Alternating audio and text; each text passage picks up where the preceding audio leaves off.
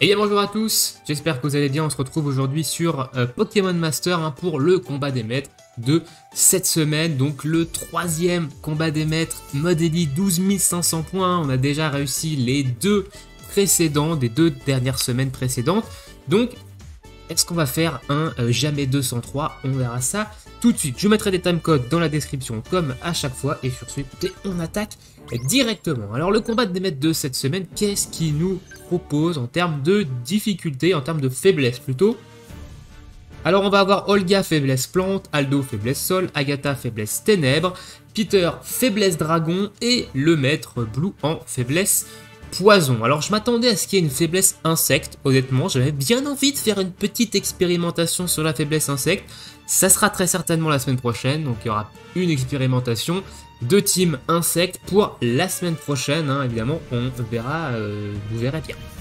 Au niveau des manches, on va avoir manche 1, les effets additionnels des capacités des alliés et des ennemis ont plus de chances de se déclencher. Manche 2, augmentation des capacités physiques des ennemis et des alliés. En manche 3, on va avoir des baisses de stats lorsqu'il va y avoir un duo KO, que ce soit de notre côté ou du côté adverse, donc perte d'attaque, défense, attaque SP, défense SP et vitesse. Et en manche 4, on va avoir une augmentation de la vitesse de remplissage de la jauge de capacité.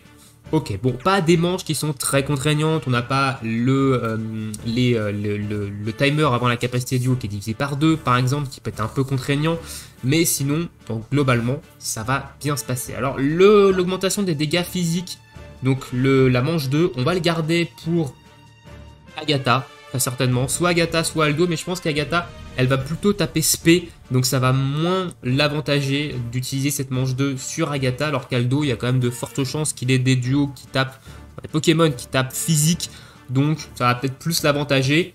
Donc on gardera cette manche 2 pour Agatha, et nous on va attaquer directement la manche 1 avec Olga, donc faiblesse plante directement, on va prendre les malus pour notre petit 2500 points, à savoir force 6, action, capacité duo, CD non super efficace 8, c'est-à-dire que si vous ne tapez pas en super efficace, donc sur la faiblesse, vous perdez 80% de dégâts, donc évidemment je le prends parce que je suis sûr de taper sur la faiblesse. Réduction de jauge de 2 pour les alliés, force 3, capacité duo offensive, puissance 2.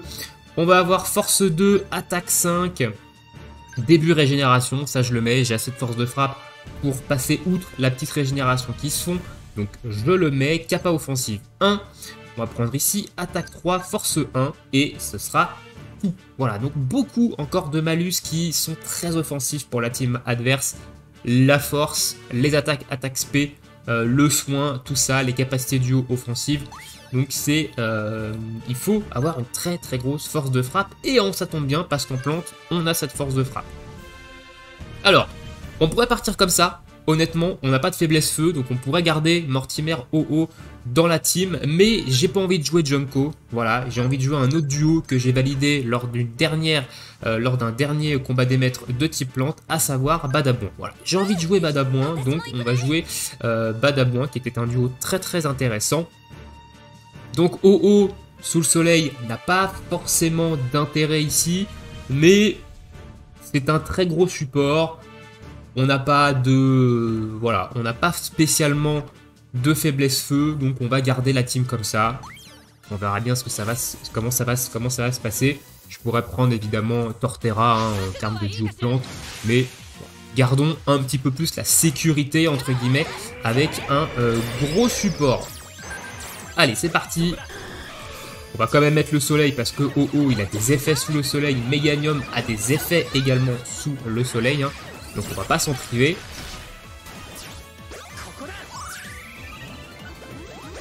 On va capacité duo très certainement avec lui d'ailleurs, avec OO, parce que il va se mettre une prochaine garde, donc il va se protéger des prochains dégâts. Allez, le petit mur lumière. Pour l'instant, ça frappe timidement un petit peu Badabouin, mais ça fait quand même ses petits dégâts. Donc là, on a perdu le soleil, c'est pas grave, on va le remettre après. C'est l'animation de la capacité duo, on se remet le soleil, voilà, on a un prochaine garde, on a quelques petits boosts, je vais refaire ça, voilà, donc on a Badabouin qui fait timidement ses dégâts, il a pas qu'un super efficace, donc il va mettre un petit marteau-bois qui va faire un petit peu plus de dégâts ici. Voilà, 7006. Il a reproc un super efficace. C'est ce que je trouve fort avec le duo. C'est ses procs de super efficace, un petit peu aléatoirement, mais qui lui donne vraiment, voilà, qui lui donne un petit peu de dégâts. Ici, on va capacité duo. Il n'a pas reproc de super efficace, c'est pas grave. On va se remettre le soleil. Pas convaincu qu'il termine le combat là.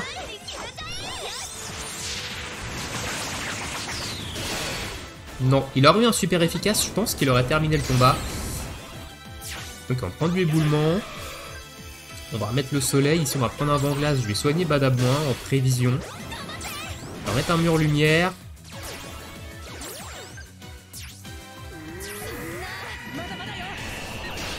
Ouais, j'ai bien fait, bon globalement là le combat est terminé, hein. Voilà, en plus il a un soin quand il passe en dessous d'un certain seuil de vie. Et voilà, le combat est terminé, donc on est quasiment full life, sauf Meganium qui a pris quelques dégâts.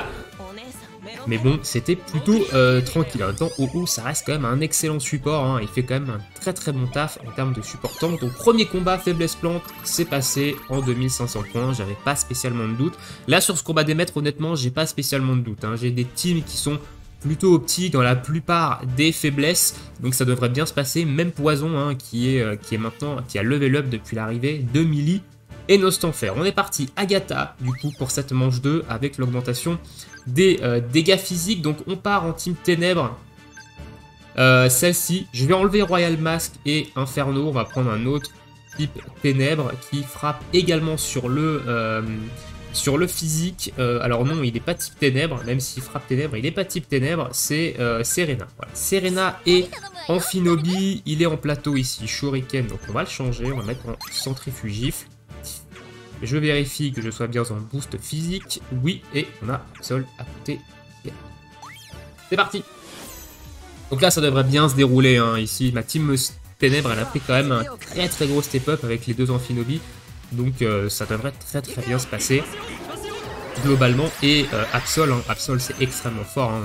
Ça fait des capacités duo qui font des dégâts astronomiques.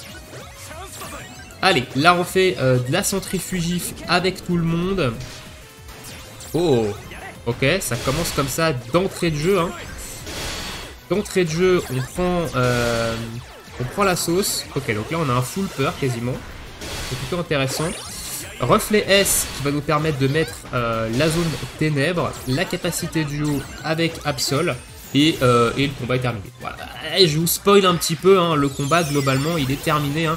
On a fait quand même beaucoup de dégâts en zone avec les centrifugifs, la méga évolution. Boum, 57k et quasiment 10k derrière. C'est voilà. Ma team ténèbres elle a pris un giga step up. Et Absol, ça fait vraiment beaucoup de dégâts. Et Absol, c'est un duo scout, hein. C'est un duo scout, c'est pas un festival ou un master festival. C'est un duo scout. Bon, il est entouré de master festival quand même, hein. Bon, faut le souligner. Mais c'est un duo scout. On va passer sur... c'est quoi la dernière manche? La dernière manche, c'est la manche 4, augmentation de la vitesse. Je vais garder l'augmentation de vitesse, donc la manche 4, pour la faiblesse sol. Parce que c'est une team dans laquelle j'ai pas vraiment de vitesse. Donc j'ai besoin que cette jauge elle remonte assez vite. Donc on va partir sur la faiblesse dragon ici. Faiblesse dragon. Bah écoutez, on va garder Lucario, hein. Il n'y a pas de faiblesse combat. Donc on va pas se priver de Lucario. On va garder la team comme ça. Et on est parti. Donc ici on ira sûrement capacité duo avec Zygarde.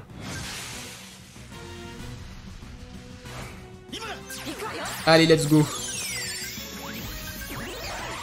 Son combat évidemment sert à rien, mais Lucario, bah, il n'est pas là que pour ça, hein. Et Lucario, c'est un duo extrêmement puissant. Hop.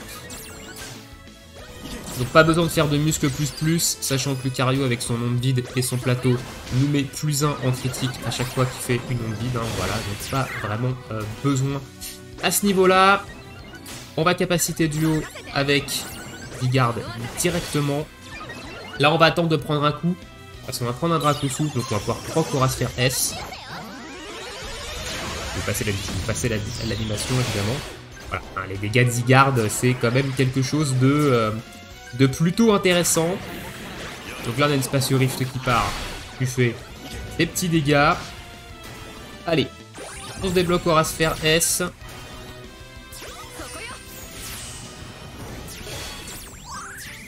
Et là, le combat devrait être potentiellement bientôt terminé. Bah, c'est terminé, voilà. 17 000 en sanction suprême. J'ai vu des commentaires dire que Zygarde, c'est de la daube. Hein. Honnêtement, j'ai vu des gens sur le Discord dire que Zygarde, c'est mauvais. Moi, je trouve que Zygarde, sur de la faiblesse dragon, globalement, c'est plutôt strong. Hein. Moi, j'ai pas à regretter mon pool.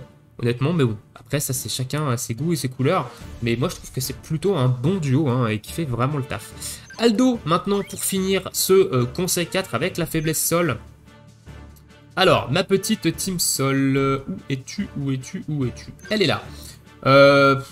On va pas spécialement prendre Christy ici.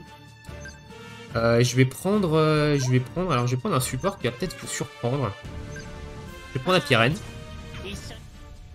Et à Pyrène, je vais rapidement expliquer pourquoi, parce que c'était un peu l'expérimentation que je voulais faire, mais il n'y a pas de faiblesse poison, donc du coup, l'a fait ici. J'ai mis à jour son plateau et on a gagné ceci. On a gagné un boost coach physique, donc un boost de capacité physique SP. Donc je suis un peu curieux de voir un petit peu comment ça donne, parce que le 3 sur 5 d'Apirène, je l'ai débloqué il n'y a pas très longtemps non plus. Et vu que j'ai refait son plateau, je suis curieux de savoir un petit peu comment il s'en sort dans une team où c'est pas de la faiblesse insecte. Et où on va, voilà, on va voir. Donc on va voir un peu Nidoking avec des boosts de capa physique. On va voir un peu ce que ça peut donner.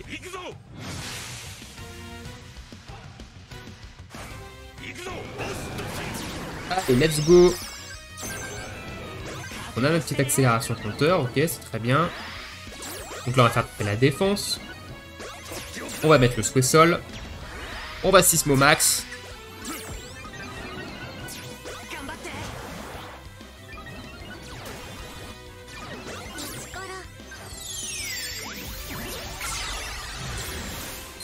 Je vais pied sol derrière. Alors les boosts de capacité, je crois qu'il est gagne quand il fait une capacité qui soigne. Ok. Ok Onyx, salut. Merci d'être passé. Voilà, Nidoking, hein, Nidoking en faiblesse sol. Sous zone en souhait sol évidemment, c'est voilà ce que ça donne un petit peu. En termes de dégâts.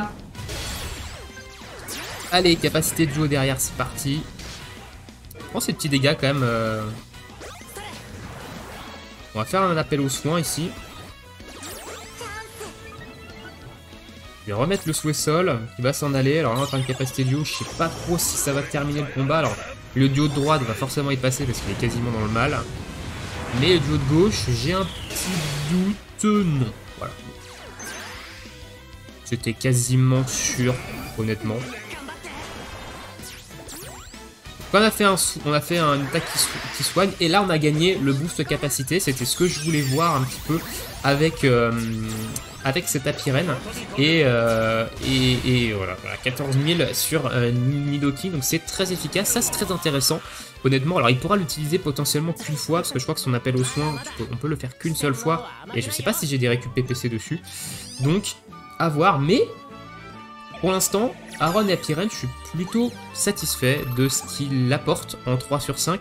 Et j'attends vraiment de le voir en faiblesse insecte. Donc très certainement la semaine prochaine. J'ai pas regardé le planning.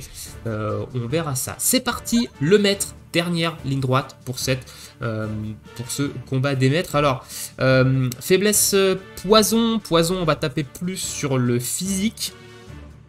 Donc je vais prendre ça. Je sais pas s'il tape physique ou pas en face. Donc je vais prendre l'augmentation de dégâts physiques sur lui et sur moi et lui, tout simplement. Petite team poison, j'ai celle-ci. Est-ce que je garde Carolina et Lakmessing en termes de duo, en termes de soutien? Alors je suis en modèle 2, donc c'est bien ça, c'est une spé acide, donc très support pour Iris et Mandrillon. Et Millie Nostanfer, de toute façon j'ai qu'un seul plateau. Qu'est-ce que je pourrais utiliser en termes de soutien qui pourrait peut-être être plus intéressant que lui et un petit peu plus bulky? On tape sur du physique, hein. On a dit on tape c'est du physique ça, donc Suicune ça n'a pas d'intérêt. On va prendre Articodin. Vous savez quoi, on va reprendre Articodin, comme ça vous allez le voir une nouvelle fois. Articodin, hein, vu que j'ai pas fait de vidéo dédiée à lui encore. Hein.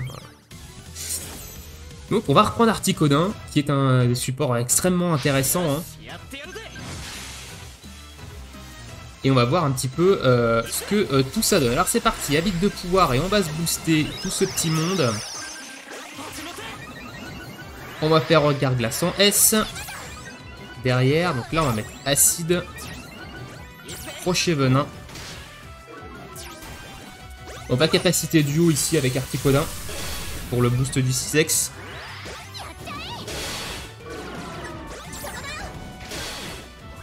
Oh merde, j'ai fait le tra laser, j'ai fait de la daube là. J'aurais dû mettre la zone poison.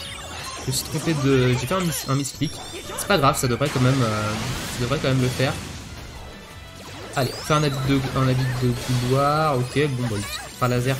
Il fait ses petits dégâts. Ok, Millie et Nostanfer qui exécutent complètement le noix de coco en face. Hein. Ok, augmentation des boosts, regard glaçant S. Ici, on a la zone poison qui proc. Du coup, boum, c'est cadeau. Et là, je vais devoir remettre le poison. Ah, waouh! Ah ouais! Ok, ok, il y a du dégât. Il y a du dégât, hein. Du dégât en face. Est-ce que ça va poser le poison? Non, ça pose le poison grave. Les croix, donc là, Articodin, voilà, il va y passer. Je m'attendais pas à ce qu'il passe aussi mal avec ses Damoclès, lui. Mais ok. Oh, il y a un problème d'orbe d'ailleurs, ici, on voit. C'est Millie qui a pris le focus alors que ça devrait être Mondrian. Mais bon, voilà. Millie et Nostanfer, c'est un petit peu brutal en team poison, avec la zone poison de Mondrian derrière. C'est un peu violent. Voilà, bon, Articodin a fait son boulot, hein. Il a mis des petits boosts spé physiques, donc ça l'a globalement fait. Donc voilà, pas trop de difficultés cette semaine de mon côté pour ce 12 500 points en mode élite. Hein. De toute façon, j'étais pas... Voilà, je voyais bien que j'allais pas trop en chier. À l'heure actuelle, je pense que la seule faiblesse sur laquelle je peux vraiment avoir des difficultés, c'est Insecte, et j'attendais à ce qu'elle soit cette semaine. Alors comme je vous ai dit, j'ai pas regardé le planning qu'il y a sur le Discord, donc... Peut-être qu'Insecte c'est la semaine prochaine et on fera une petite expérimentation du coup, donc je vous spoil pas, vous verrez ça la semaine prochaine. Dites-moi dans l'espace commentaire, vous, est-ce que vous avez eu des difficultés cette semaine sur ce combat des maîtres 12 500 points? Ou est-ce que c'est pareil, c'est comme moi, ça a été du first try à tous les coups et c'est passé tout droit? Je vous laisse ici du coup pour cette petite vidéo, je vous souhaite tous une très bonne journée, une très bonne soirée, bon jeu et on se retrouve bientôt pour de prochaines vidéos. Je ne sais pas encore ce que je vous ferai, vous verrez bien. Ciao, ciao!